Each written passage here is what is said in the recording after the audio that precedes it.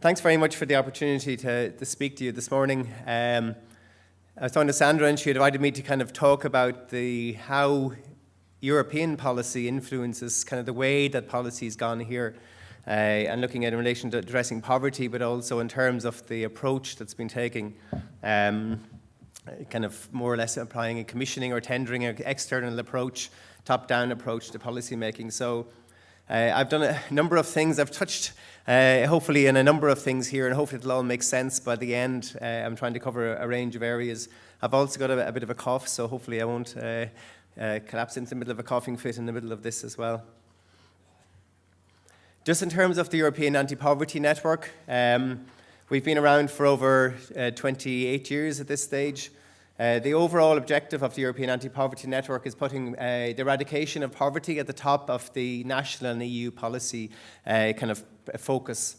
We have over 200 members. We're mainly groups at national and local level, but also a number of individuals. And in the title it says European, and we are the national member of the European Anti-Poverty Network. At the European level, there are 31 countries in that network. And also there are 16 European organisations dealing with things like homelessness, age, disability and so on that are also members of that network. Just some background in terms of EU social policy, how the European Union has tried to address issues around poverty and social exclusion in the past.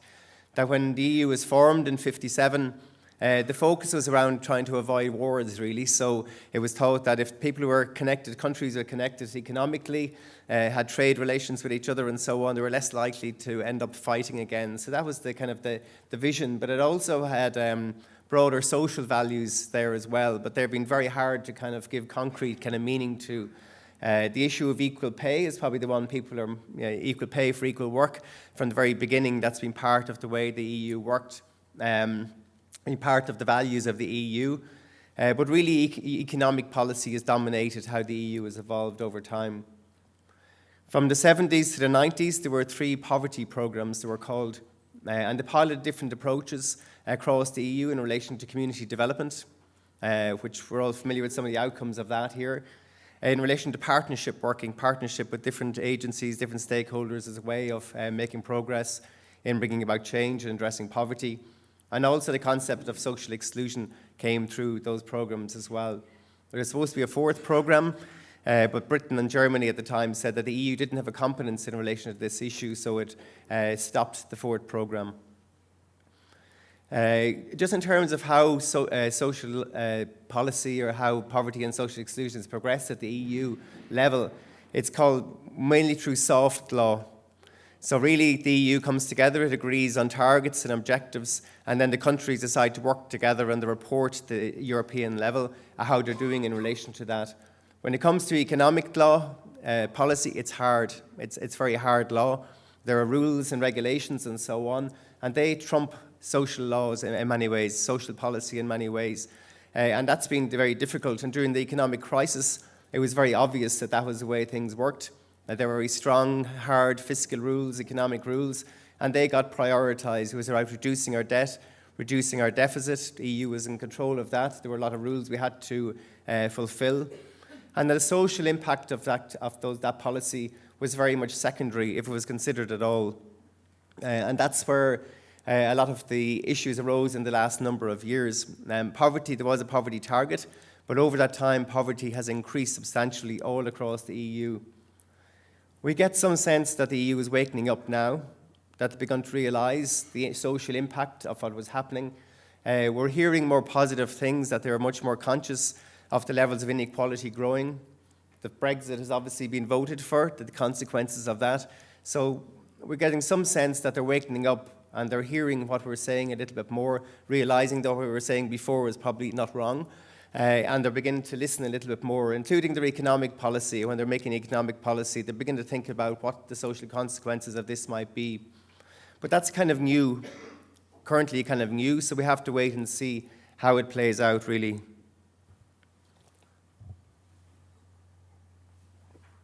So just in terms then of the piece that Sandra asked me to look at specifically in relation to how EU law might impact on how things are done here in terms of delivering of community development and community services and so on. That there are 4 freedoms which are at the heart of EU in many ways, and they're the movement of goods, services, capital, which is money, financial services, and people. So they're at the heart of the EU in many ways, the 4 freedoms and how they're delivered. And in 2006, there was a services directive agreed, which is about how services will be traded, how people might buy services across different countries, and how organisations delivering service in one country might deliver to another one, and so on. And at the heart of the debate, or from our point of view, was about social services, key social services such as health, care, community development, community services, how they might be impacted on by rules at a European level. So at that time, social services were taken out of the Services Directive after a lot of lobbying. But basically what the Services Directive says is that it will only apply, the Services Directive in terms of the rules around trading of services, only applies to services with economic interest, in other words, where people are paying for them. So it excludes services that people are not paying for, non-economic services. And also, very specifically, it says that it excludes social services relating to social housing, childcare and support of families, and persons permanently or temporarily in need, which are provided by the state, by providers mandated by the state, or by charities recognised as such by the state. So in other words, types of organisations like we're talking about here, community development organisations, basic grassroots organisations, are excluded from the Social Services Directive, from the Services Directive. The other area that kind of comes in, which might impact on how services are delivered, how they're organised, and whether or not the state has to send them out to tender, get companies to tender for these services, relates to the Procurement Directive, which came in initially in 2004, and it was updated again 4 years ago in 2014, and was actually improved in terms of how social services were understood. But public procurement is about state buying of goods and services. So this procurement directive was the one that was used initially for the SICAP program, the Social Inclusion Community Activation Program. It was advised by the Attorney General, I think at the time, that it needed to be put out to tender. But this, from my understanding, what it says in the procurement directive is that it applies only to where services have economic interest, but again, where they're being paid for, and excludes services where we're not being paid for, where there's no economic interest. And also, again, specifically excludes other community, social, personal services, including services furnished by trade unions, political organisations, youth associations, and other membership organisation services. So in other words, the services we're talking about that are delivered by community organisations, by organisations to communities, are excluded, as far as I'm concerned, are very clearly from the Procurement Directive. So just in summary then, from my point of view, from understanding and looking at it, and from organisations working on this at a European level, the EU rules should not mean that social services have to be put out to tender. It's up to member states to decide on how that's done. And that depends on whether there's an people are paying for them or not. But if there is an economic interest, then there are rules that have to apply. But there can be an opt-out to protect access to basic services. So from my point of view, there was no need, in a sense, for the SICAP program, the Social Inclusion Community Activation Program, to be put out to tender. And that's something that's gone through 2 rounds, and it's something should be definitely looked at in the future. Just looking a little bit at a national level in some ways, that I want to look a bit about community work. And recently, a number of years ago, the government had a consultation on commissioning, which is around looking at how services, community services, or service addressing poverty, social exclusion in communities might be delivered. And it was proposing the possibility of a commissioning approach, which would be about identifying issues at a local level, and then putting, in a sense, out to tender to see who might be able to deliver those services in the local communities. And from our point of view at the time, there was a real conflict between a commissioning approach and a community work approach. They didn't sit very well together, and in many ways a commissioning approach could undermine a community work approach. So here I've kind of generalised in some ways in looking at putting them side by side and what's involved. If we look at community work, it involves collective goals. So we're working much more collectively whereas commissioning is about individual goals, how you progress individuals, maybe even families, but it's very much not that that's... what I want to say here as well is that what I've put under the commissioning side is not necessarily negative in many ways, but I'm just trying to put them, generalize and kind of putting them on different sides. That a community development, a community work approach is about targets set and owned by the communities, very much community bottom-up approach, involving the community and identifying the needs, and the community is very much involved in working to kind of address those needs as well. Whereas the commissioning approach, and we can see from social inclusion, community activation programme and so on, targets set at a national level, they're owned by the government and they're passed down in some ways. To some extent the community is involved, but not really in terms of ownership of the targets and the goals and the way things are being delivered. In the community work approach, we're also talking about a long-term change. Earlier on, Brian was talking about, and what the report very much talks about is we're looking at what's behind, what's the causes, why the background in terms of poverty, social exclusion, why do we have issues around drugs in these communities, and how they're addressed is by looking broadly at the causes of these issues, addressing poverty and social exclusion, the broader issues behind these, and these are long-term changes which need to take place in policy, in the way things are being done, and within communities, longer-term change. Also, in the last number of years, what started to happen is there's a lot more weight being put onto quantitative approaches in terms of looking at understanding statistics, counting in many ways, reporting through counting and so on. Again, nothing necessarily wrong with that approach, but we've lost very much a qualitative approach. We've lost where the voice of people is involved in understanding the issues and understanding how we understand the impact of policy and where policy is working and not working. We have to talk to communities to understand that, the families, the people in communities, and use that voice to analyse and how to change policy. It's not just about statistics. And also then in terms of how we deliver and what the focus is in terms of values, that very much there's been an increasing focus on cost effectiveness and value for money. But what we need to see much more is around the issue of quality, accessibility and affordability in terms of services. They need to come to the fore. Not that there's any problem with value for money or cost effectiveness, it's when they dominate and the other side is missed in terms of how we balance, how we approach delivery of supports within communities. And as saying at the bottom, that's started before the crisis. It's not just driven by lack of money, it's delivered by, caused by a change of thinking and an undervaluing of community work as a way of doing things, and community work approach in terms of understanding issues and bringing about change. And it's something that happened. The community development programme has gone over 10 years now, and that was a very important opportunity for grassroots engagement. It may not have been perfect in many ways, but it was definitely involving communities in a very core way in changes that impacted on their lives.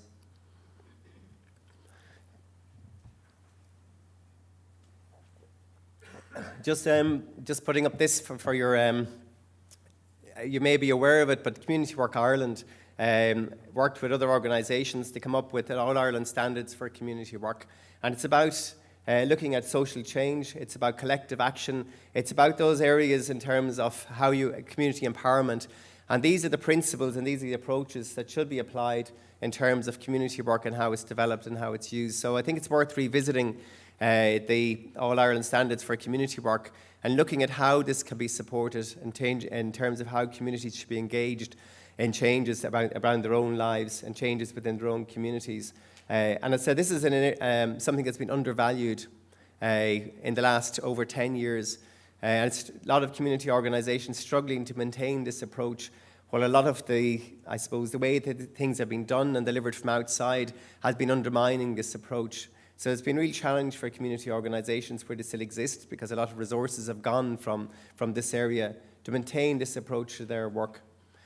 So we've been very much calling for a new programme, a new consistent funding programme, adequate programme for we're called autonomous community work, where it allows communities to have an autonomous voice, to be advocates for their own change in their own communities. Those resources have been very much lost in many areas, especially in local communities. A lot of this has been lost. Just in terms of going back a little bit to what's happening at a European level in terms of commitments in addressing poverty and social exclusion, that currently there's a programme or a commitment at a European level called the Europe 2020 strategy. And there are 5 targets as part of that strategy. One of them is to lift at least 20 million people out of poverty, risk of poverty and social exclusion by 2020. Since that strategy started at the European level, there are now still more people in poverty and social exclusion than there were when they made the commitment. So there's an awful long way to go, and that's because of policy. Okay, there was a crisis and a crash, but the response to that was a very negative, as I explained. Economic priorities took the fore. So at a European level, while there is a commitment to reducing poverty, and Ireland has commitments to contribute to that, and Ireland has higher levels of poverty now than it had when this strategy was implemented, that really it's about what are the policies that get implemented. That there's no point in having targets without policies which actually are supporting delivery of the policy. Also last year, the EU institutions agreed a new pillar of social rights at a European level. And this was something that happened over a period of consultation over a number of years. When Brexit was kind of on the horizon, when they began to realise that there are major issues with the approach that was being taken. So last year the EU agreed to 20 principles or rights. There's nothing particularly new in them really, it's kind of reaffirming what's already there. A lot of them are in relation to work or the workplace, but there are rights in relation to housing, health, care, equality, gender equality, income, adequate income, social welfare levels, adequate social welfare levels, and so on. So there are areas within these pillar social rights which are very relevant.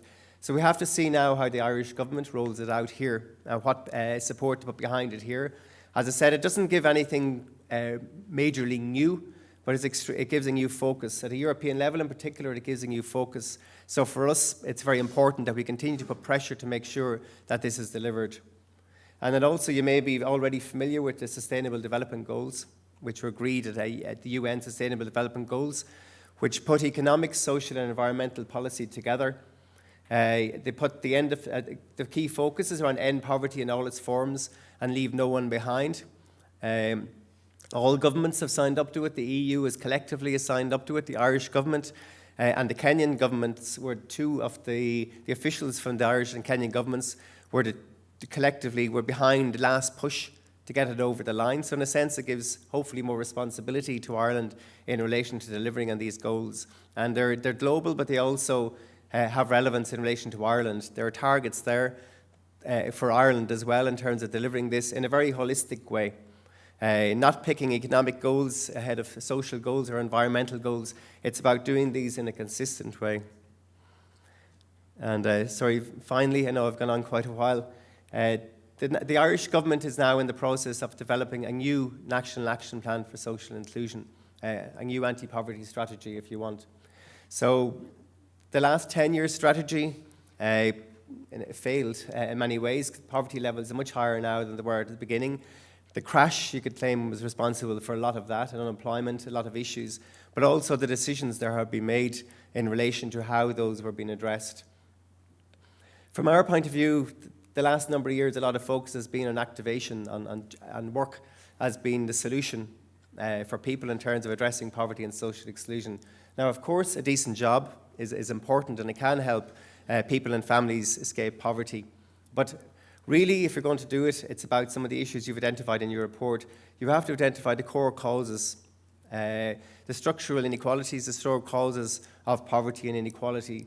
It has to be a holistic approach, not just about a job at any cost. It has to be about improving the quality of people's lives. It has to look at access to services, across all the range of services. It has to ensure whether people in or out of work have a decent income, an adequate income, and that applies to everybody to make sure they have an adequate income. It has to be about tackling issues such as discrimination. And so there are a range of issues which need to be addressed in this process. So the consultation is ongoing, and the government expects to have the new National Action Plan in place by the third quarter of this year. So it's been fairly muted in terms of the approach. It's been fairly low-key. The consultation has been fairly low-key. But just to raise awareness that it's there and for people to engage in it. Because it's the current place, in a sense, where the government is going to try and join the dots, hopefully, in relation to different strategies around addressing drugs and alcohol issues, around addressing issues in relation to access to health, quality housing, addressing homelessness and so on, that this is a strategy which hopefully pull those together, but it also must not be just around addressing this on the surface level. It must be around addressing the causes of poverty and social exclusion. Okay, thank you.